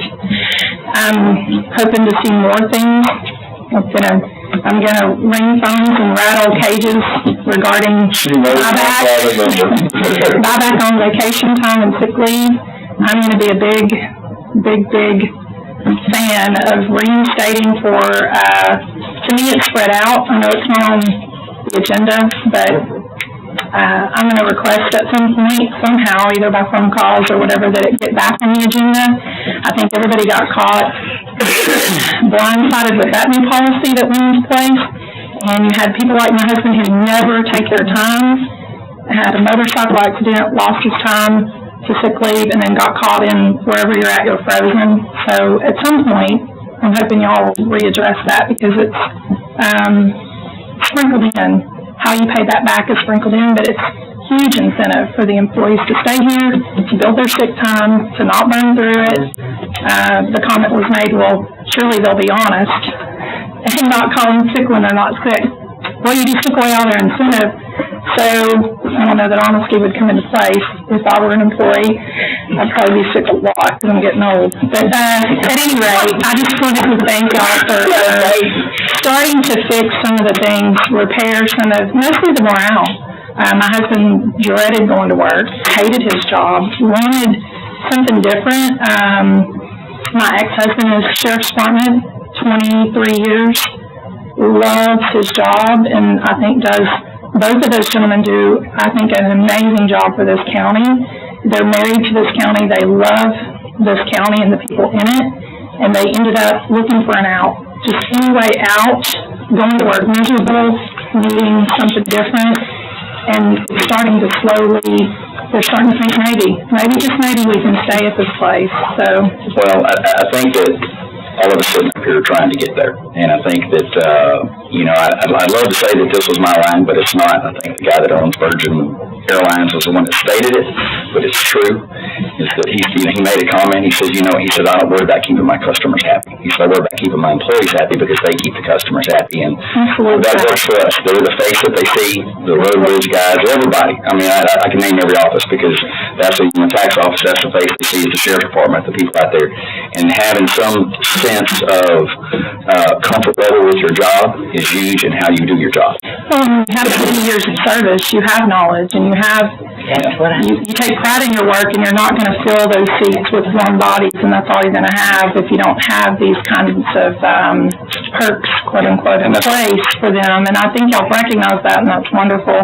It's when you have that many years of service, and that means you want to be in public service, and that's why you're doing it. But it's nice to not have to worry about when the other shoe's gonna drop, so that's confidence to y'all. And if it drops, I guess I'm just gonna have to start walking off. Thank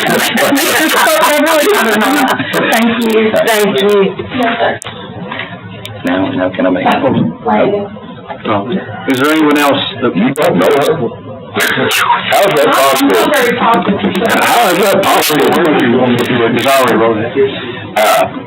You're certainly welcome to do it. I'll second it, or however you want to read it now, but, make a motion however we want to. Then I'll make a motion to revise policy 370,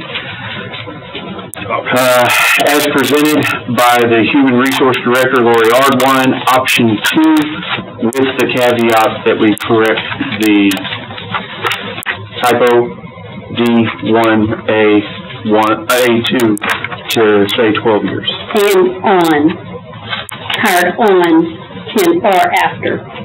Doesn't say that? No. Okay. I second that. And before we vote, can I say something? Time for discussion. As much as I disagree with going with option 2, What are you gonna do?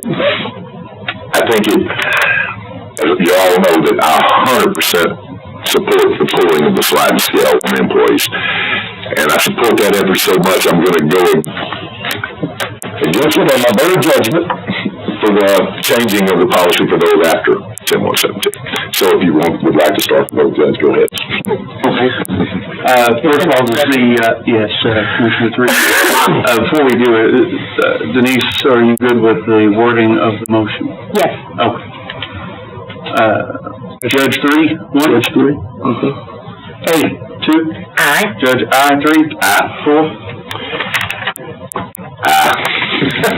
And I would certainly like to thank you, Lori.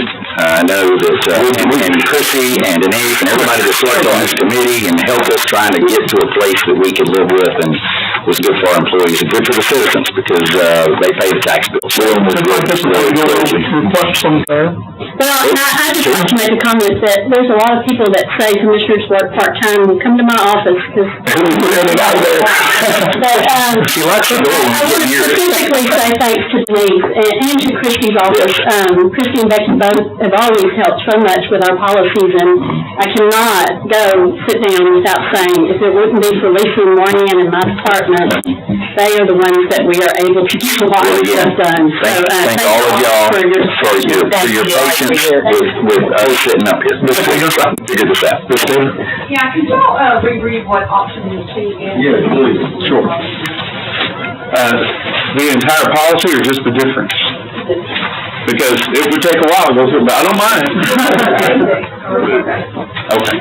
The difference between, option 1 and option 2. Option 2 reads in, sub C, Group C this is on page 3 for any, and you're welcome to come get copies. Group C employees hired on or after October 1st, 2017.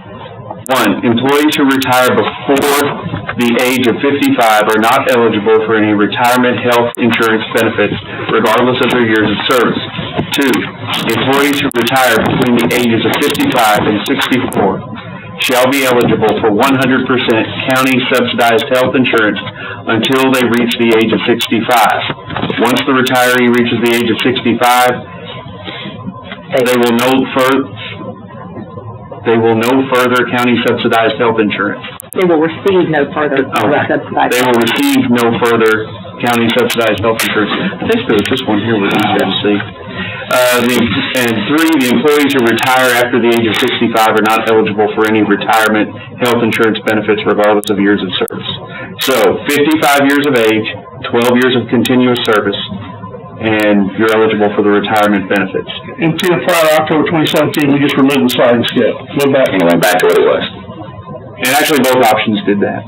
But I think that's probably the part you care about the most. So just say, when did you come to the county, Tina? When did you come to the county? 97. I think she said. the policy out on the info, and then we'll add it to the, policy. yes, that's what she just said, is that she'll be sending out an info. to 20, discussion and possible action by the court to authorize project development services by LJA Engineering for the possible realignment of Old San Antonio Road in Precinct 3. LJA will perform survey work, environmental assessments, historical assessment, geotechnical investigation, and Phase 1 engineering. Authorization, if granted, is to include authorization for the county judge or pro tem to sign the work order authorization. The preliminary cost for these services is $69,130. The estimated cost for construction materials is an additional $163,197, with the Road and Bridge Department doing the construction. The overall project total is estimated at $232,327. And is that supposed to be Old Spanish Trail? Yeah, I know. We call it both things, but Old Spanish Trail is what we normally go by. Okay, good. I think On all of our maps. so, any case, y'all had directed me a couple of weeks ago to investigate getting services to help develop this project. One of the things that's rather unique about this project is that it is possibly a section of the Old Spanish Trail that has never been developed, so that it potentially have historic impacts. And we don't want to, take action here too prematurely and destroy something that might be one of the last pieces left. So that in those proposals that you have there, there's a rather large amount that's for historic investigation. I think it's 21,000 something. That may not be expended if y'all approve going forward with this. That may not be expended. What they're going to do is an initial investigation, try to find out whether there's going to be any additional scrutiny given this due to the nature of it. And if it turns out that none of that's going to happen, we won't expend that 21,000. It'll be back down in the $5,000 range. But we wanted to set this up in a way that if we started forward and then found a reason why this was going to be more expensive, we could then, back out of the project at that point. So, it's kind of both ways. We have work authorization number 2 is the historical, if we go the full-blown route. Work authorization number 1 is the survey work, the environmental, the smaller version of the permitting, plus survey work, geotechnical, and stuff to get this rolling. So it's, it could be the smaller number, 47,000, or we may go on up to that 69, depending on what's uncovered in the investigation. Have you already investigated that piece? Well, I made a phone call to the Old Spanish Trail Association about, I think they had actually contacted us a couple of years ago or sent something in to us about it. I just contacted them about what we were planning to do. Of course, they went into the full disclosure of, Old Spanish Trail runs from one side of the country all the way to the other. Some of it's Interstate 10, some of it's Highway 90, some of it goes into other interstates. I mean, it's just all been developed and stuff. We just actually have one of the few remaining pieces. The only request was, at that point, whatever we did with the road, is we allow them to designate it as an historical road, whether it be an interstate, whether it be a paved road or a dirt road or whatever it is. And so they really had no stipulations on it other than that piece, and hopefully that's what we find in our investigation, that they kind of stick with that, because I talked to the president of the group in length, and that's basically all they want, is that they want to be able to designate, they want to put signs up that say Old Spanish Trail, and they're doing it across the country. And that was really their only concern, is that they would be allowed to do that. Can they do that even if it's moved? Yes, because they say there's several sections of it that's moved way farther than we're trying to move it. Because they said if you go on their website, you can look at the website and look at the roadway, what it used to be back in, before buggies and carriages and horses. That was, it definitely looks different today, and they still designate it as that. Some of it doesn't even exist anymore. It's through, they abandon the roads or whatever the case may be, and it doesn't exist. But in the places that it does exist, they want to do it because it's an area, not necessarily the actual roadway. It's the pathway of how they got from point. I can imagine they changed the OST down in Houston, Well, that's one of the problems. Well, the organization that you're referring to is not the regulatory organization. Yes. That's a different group. It's that much that I'm concerned is gonna get this extra scrutiny because this is still a dirt road on the path of the old Spanish Trail. Yeah. The pavement is on both sides.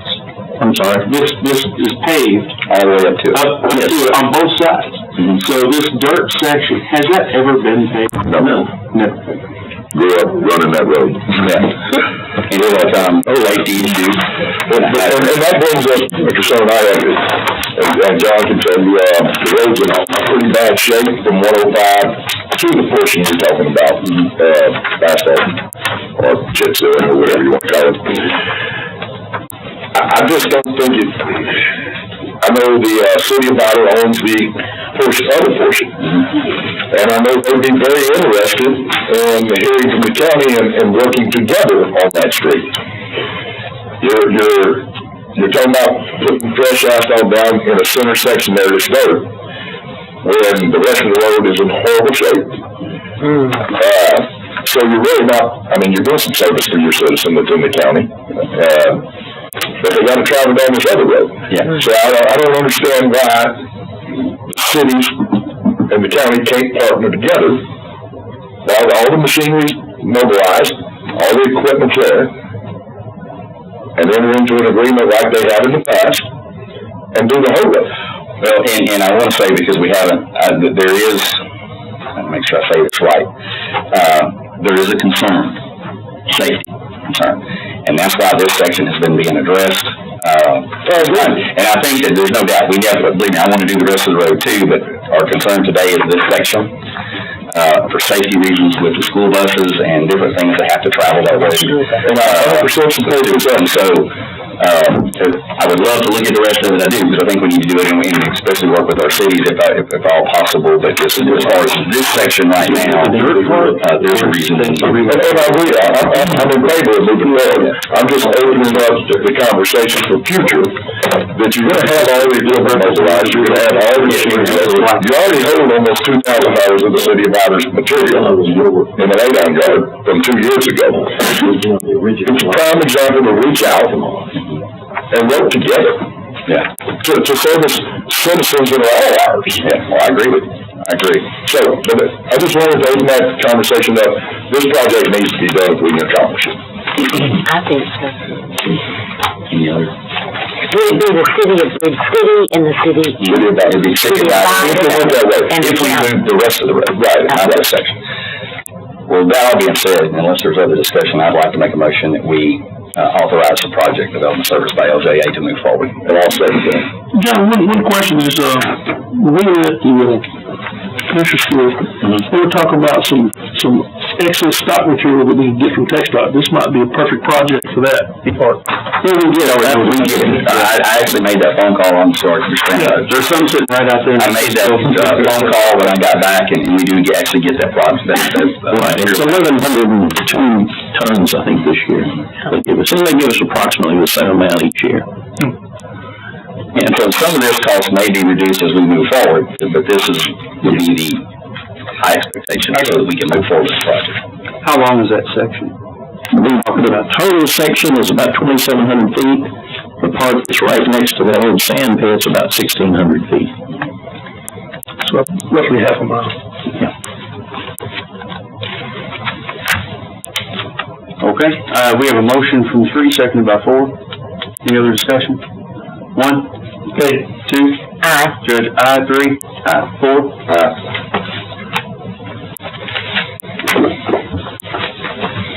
Thank you, Cole. And you have that authorization was for the judge to sign, and Yes, that's for the judge. 21, discussion and presentation of the county's new express voting machine. Yay. I've already voted.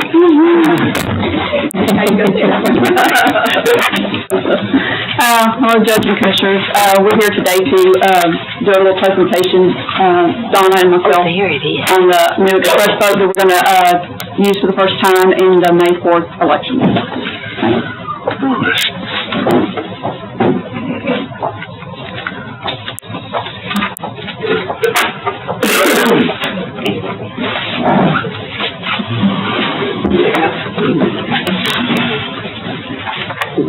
The mayor election, the city election, and the school board election, correct? Yes. This is the express vote right here, and everybody's gonna be voting on these machines. We'll have quite a few of them for early voting in each of the locations in election day. When you go into vote, they're still gonna look you up on a poll book and, look up your name, and, Hey, Dan? the printer is going to go with the poll book, are actually going to, after they take your information, it's going to actually print on here, your information, and it's going to pull up your specific ballot. Right? So for demonstration purposes, we don't have printers hooked up to voter list because that's not in the demo. So the voter is going to receive this with their information on there. They're going to take it to the machine. They're going to insert it here, in a little cutout here on the right side, and you're going to insert it this way. That's just a cutout machine. Matches, yeah, matches the cutout of the slot. Demonstration purposes, this is not what you will see at the first. This is because the printer's not hooked up to tell it which one to do. So this will be the first screen that you see after you insert your ballot. It's going to ask if you want to vote in English or Spanish. I myself can vote in English because I can do Spanish.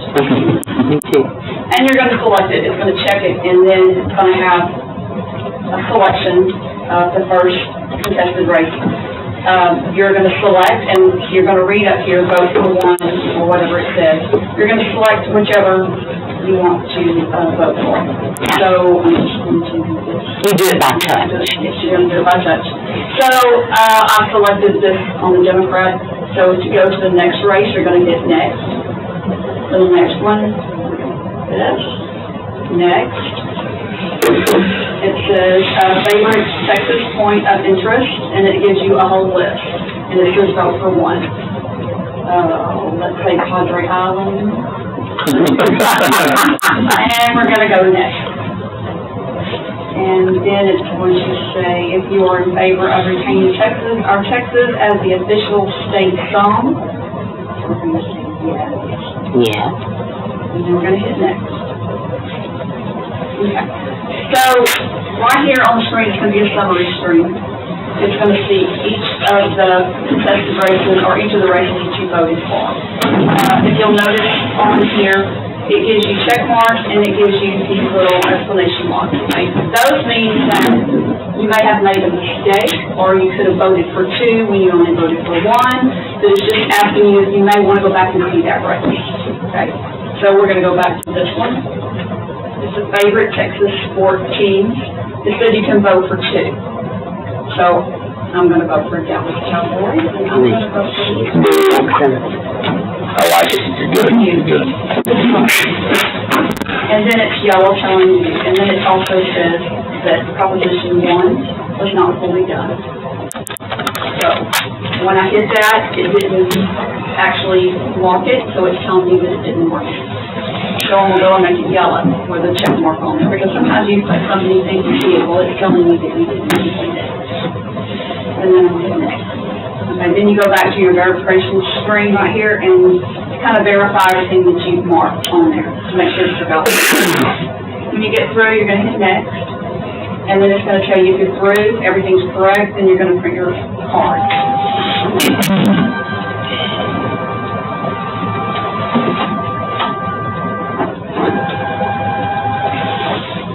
And you're going to take this out, and it's going to list everything that you voted for on here.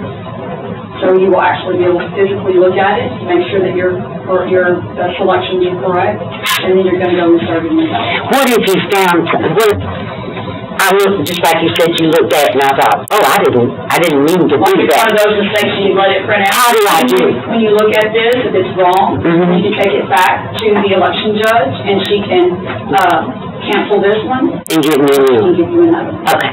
You will have to, they'll put the number on it first, they'll. And void it. And then they'll give you another. It's just like spoiling a ballot, just like you would have done before. If you were at the table and marked it the wrong race or the wrong person, and you bring it back and you ask for another one. Okay. And then they take that and spoil it. So it's very easy, it's user friendly, it's also they have a screen right here for people that, may be blind, they have, we have, the ADA machine, it has headphones. For the, if you're a little deaf and you don't understand or whatever, you can use these right here. So it's for anybody that has disabilities to use it. All those things on every machine, or can you transfer? Okay. So each machine doubles as a regular voting place and what we used to use the automark for. Correct. Now, the only question I have about it, I think it's a great unit, and I'm glad we're going that direction, is, I know with regular voting and stuff, there's the privacy issues. So when you have a question that comes up and says, hey, how do I do this? It's been kind of simple in the past. You just tell them, well, you need to check it. Well, let's put this kind of a check, but you didn't necessarily need to look at anything. In this case, how are they going to handle that between, if someone has a quick, they're in the machine, they can't figure it out, and they go ask somebody, one of the election judges, help. Is there a way they're going to handle that, or is they going to actually have to walk over and look at that machine if someone is privacy at that point? Yeah, there'll be a little privacy screen right here, the voting machines, but if they're gonna have a question, we're gonna hire a few people, so they're gonna be standing, I'm gonna say 6 machines in early voting, I'm gonna have 2 or 3 people actually standing by the machines. Because people don't know how to do it, and they're gonna need help. Yes. The thing is, that's what I'm trying to get to. right, we're gonna have people that are actually going to say, hey, do you mind, I can't get this done, or do you mind if I look at, what they're doing to figure out what you're doing? Okay, well, that was a question I had, someone had asked me about is, if they had a problem with the paper ballot, they picked it up and they carried it over to you and said, hey, how do I do this? They can't carry the machine, so. I'm gonna actually have this people standing by there waiting for you guys. Have no more papers out. Now, for the county, as of right now, yes, on election day only. But for the city and school elections, since they're smaller and we have enough machines to go around, we're gonna use these machines. And, for early voting for the county, you're gonna have these machines, but on election day, I only have 34 of them, so I only have enough to go around to each one of our voting locations. We are going to have more coming in, order more in the future, and we're heading towards getting countywide polling locations down the line as we get more election machines. That way, anybody can go anywhere in the county and vote at any place. That would be that is the process. We have to have enough machines to cover every county polling location that we have, and we can also condense those locations down to 65%. Sure. Once we have the machines. I do too. I have a question. Has the decision to go to this already been made? Yes. What's the economic advantage? Well, when we first talked about this, the original machines were getting very old and they were needing a lot of maintenance. Further, they aren't secure. What machines are you referring to? The ADA were required to be, they're required to be at each location by law, okay? These have taken their place. This is the new updated version that So we have. this is only for handicapped people? No, it's For everybody. But they could, a handicapped person can use it. an ADA machine. The machines that So we my have, question is, what was the economic advantage? because the ones we had were broken and they don't. How many of these boys you have today? I don't have any of them today. Now they're gone. We had Well, how many coming in. How many We did you? had 34. You had 34 before? I had 36, I'm sorry. We had Okay, so you had 36 of these are stage one, was replacing machines that were no longer usable for the handicapped people? They are no longer, they cannot be replaced. I understand, so this is replacing the machines for handicapped people that you've lost the machines you used in the past. You know, Correct. And also, Okay, so, yeah, I understand the need to do that. The second need is to add additional machines to where we eliminate the current paper ballot altogether. yes. Don't we have the economic benefit of that unless it counts, so we don't have to recount, we still have a paper that has to be recounted? I'm losing. Yeah, we're still gonna have a paper trail. I understand the reason for the first 26 machines. The question is, you said you'll start buying more machines to, I guess, change our current voting process. Well, she was just stating down the line in the future, it could be 5 years, it could be 10 years, who knows? That, she's wanting to make it to where is it? If you have policy questions, you need to address the court. The ladies here are just giving a demonstration of the machine. Years ago, it's been several years ago, I was asked by the courts to look at countywide polling locations, because that's what most of the state Texas does now.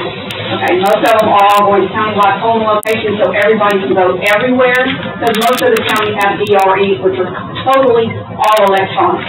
They have no paper trail whatsoever, okay?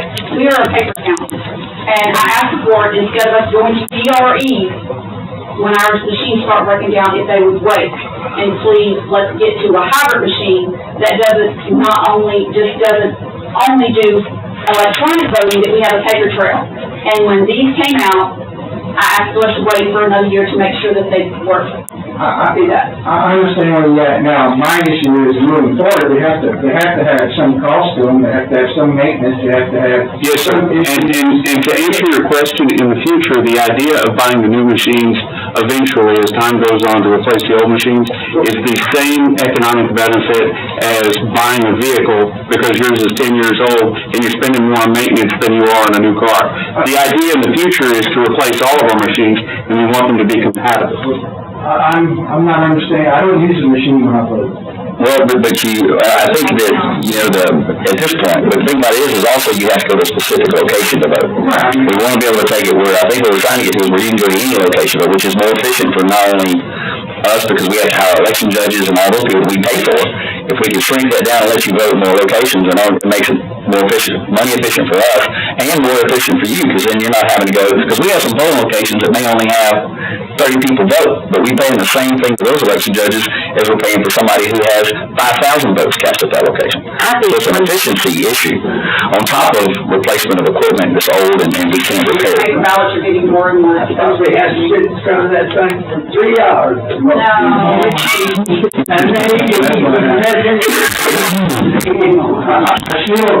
I still don't understand the economics. Well, the economics, again, it's just the same thing. When you have something that is breaking down. 36 machines currently. But the ones that we have now, that we still have now, are just as old. It's going to be a matter of time before they start breaking down. The other issue that you mentioned, that I didn't even think about that, I appreciate that, Tina, is the paper ballots themselves cost money. These paper ballots, do you have a blank? They're just a blank sheet. This thing will print the whole thing for you, so that's going to save some money. In the end, the idea is to save this money, and, again, another advantage to the new machines is they actually have security in place. The old ones didn't, so this will help us with that as well. How about the county? How does that happen? The county of the ballots themselves. The same way we do with the county, we have a Central County machine, it's called an 850, and it counts the ballots. So this thing won't count? No, that's not. The counting is... You currently use the count will count these? Yes, sir. Right. It's compatible. I have another question. I think you mentioned that the name will be on the ballot, will it print on the back? The person's name is voting. No, it's the barcode. No, The barcode should tell the machine what ballot to type to pull up. So that goes. Yeah, because if you're... The voters. No. Yeah, because if you're voting, say, in the City of Orange election, or you're voting over here in Orange, but you live in Bridge City, it's only going to pull up the Bridge City ballot information. And it's not revealed on the back. No. No, we don't put the name in the road. That's not lawful. But we do have to make sure you're voting for your appropriate commissioner. When you go into your information for your ballot on the sheet, and that's correct. it will just say basically what election it is or something like that. But your information will be coded on here. What ballots you pull up, your certain, like it said, 101, 102, there's certain ballot styles. So it will tell this what ballot style specifically for you to pull up. Any other questions? Okay, thank you. I appreciate you setting all that. How heavy is that thing? How what? How heavy is that thing? It's way lots heavier. I mean, it looks like you're up there with I'm nothing. talking about, what, 50 pounds? Well, I like that, yeah, she could carry it, it took two of us to carry the export, I don't know, 100 pounds. Just throwing that saddle over the head. So if anybody wants to come in and play with it after 4, you're more than welcome. Also, I'd like to, say that, Thursday at the public library, that little addition that the, Orange County, Court, City Council has there, we're gonna be doing a demonstration there from 1:30 to 4:30. I'll have several machines there, for people. This Thursday? This Thursday. And then also, I believe it's March 14th, I'm going to, present at, Botter City Council. Like, what time Thursday at the library? 1:30 to 4:30. 1:30 to 4:30. Have you set up anything for the city of West Orange yet, for their city council stuff? Do you want to do that? Yeah. Okay. The city of Bridge City is not having an election. Well, I just didn't know if we wanted to. Yeah, and, basically, these cities have been, like, City of Orange has called to ask to do demonstrations. Because of their election. As a tall. We're all having series or something like that tomorrow, so if anybody else wants to do presentations, we're more than happy to come in. Thank you.